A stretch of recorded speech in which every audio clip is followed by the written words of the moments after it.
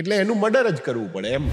અમુક એવા કોઈ કેસ કે જે આપને પણ ડિસ્ટર્બ કરી જાય, સાંભળીને પણ આપણને કંઈ થાય કે આ નહોતું થવું જોઈતું. 2-3 કેસ છે. એક મર્ડર કેસ પણ એ બહુ જ બ્રુટલ હતું, એટલા માટે હું તમને આ શેર કરું છું. 2 કલીગ છે, મિત્રો નહીં કહું, કલીગ છે. એમાં એક થોડો બોલકો વધારે, એટલે એણે એવું કીધું કે મારા પપ્પાએ જમીન વેચી, જમીનના 15 લાખ રૂપિયા આવ્યા. પેલાને સ્ટ્રાઇક થઈ ગઈ, 15 લાખ રૂપિયા છે એના પપ્પા પાસે.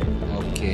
સીધો એને એના ઘરે લઈ ગયો અને પ્લાન બનાવ્યો કે આને કિડનેપ કરી અને 15 લાખ રૂપિયા એના ફાધર પાસેથી લેવા. હવે જો કિડનેપ કરે અને છોડી દે, પેલો તેને ઓળખે, હા, બરાબર છે. એટલે એનું મર્ડર જ કરવું પડે એમ. એને બોડીના 14 પાર્ટ કર્યા, એના અલગ અલગ પેક બનાવીને રોજ અલગ અલગ જગ્યાએ એ ફેંકી આવે, એટલે કોઈ ક્લુ ના મળે. 15 લાખ રૂપિયા માટે કોઈ આવું કરી શકે? અમે બહુ ડાર્કર સાઈડને ડીલ કરીએ છીએ. રાજકોટમાં 3 વર્ષની એક દીકરીનું રેપ મર્ડર, ડબલ મર્ડર છે.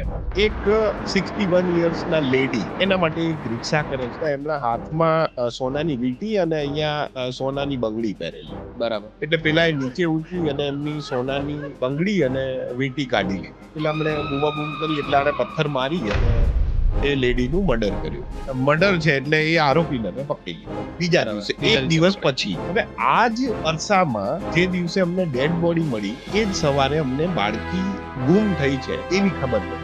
એક ITI નું જૂનું બિલ્ડિંગ છે, ત્યાંથી અમને બાળકીની ડેડ બોડી મળી અને એ dead body rape with murder હતું. 4-5 દિવસ હવે એટલું બધું પબ્લિકનું પ્રેશર વધતું જાય, મીડિયાનું પ્રેશર વધતું જાય. પોલીસ સ્ટેશનની બહાર 5-5 હજારનું ટોળું હોય, ત્યારે મારી પાસે 5 દિવસ સુધી કોઈ જવાબ નહીં. એમાં એક અમારા PSI ને રેન્ડમ થોટ કે સર પેલાને એકવાર ચેક કરી લઈએ, કે એનો મર્ડરનો આરોપી હતો ને એવી હાલત કે હું એને પૂછવા બેસું એટલે એનું સિવરિંગ સ્ટાર્ટ થાય. એક મોમેન્ટ એવી આવી કે એ ખાલી એવું બોલ્યો કે મેં દીકરીને ઉઠાવી.